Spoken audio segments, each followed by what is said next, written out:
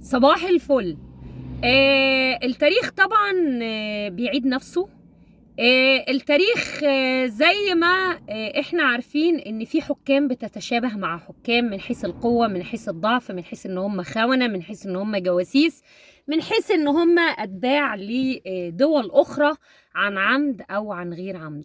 فكنت بدور في اوسخ حاكم حكم المنطقة العربية علشان اقدر اعرف نهايته كانت ازاي، ونقدر نتنبأ بنهاية عبد الفتاح السوسو وباقي الحسالة اللي بيحكموا الدول العربية، وخاصة في السعودية وفي الشام وطبعا في مصر.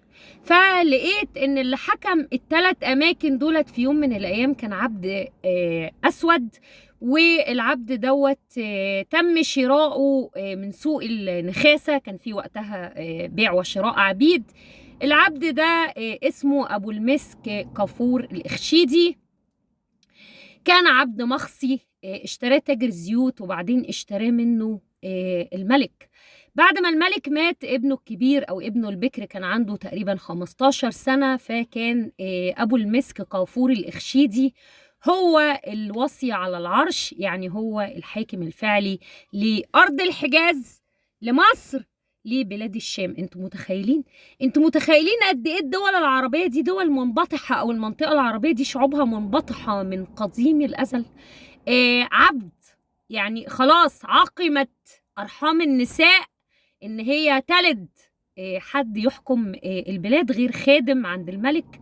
يصحى الصبح يلاقي الملك مات وابنه البكر صغير لم يبلغ الحلم، فيحكم هو أهم 3 مناطق في الوطن العربي. هجاه المتنبي، وطبعا المتنبي لما هجاه هرب، أو هرب الأول خالص وبعدين هجاه زي ما احنا دلوقتي كده عاملين. بس الحقيقة أنا ما هربتش من بائعة الهوى.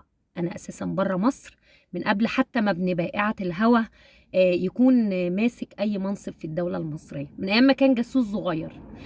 فبشبه الحقيقة أو بقارن بس وضع مصر في عهد وضع أرض الحجاز، ووضع كمان أرض الشام في عهد عبد أسود مخصي، وبقارنه دلوقتي بالحسالة اللي بيقولوا على نفسهم أحرار وبيتلزقوا في الأنساب والأشراف. لقيت إن العبد الأسود المخصي اللي تم شراؤه من سوق النخاسة لم يبيع وطنه، في حين إن عبد الفتاح السيسي بالأخص يعني باع مصر وفرط في نيلها وفرط في غازها وهرب أثارها وبيقطعها وبيبيعها دلوقتي ب5 6 مدن كده لوكشة واحدة مع بعض ومغرقها في الديون. شفتوا بقى الفرق؟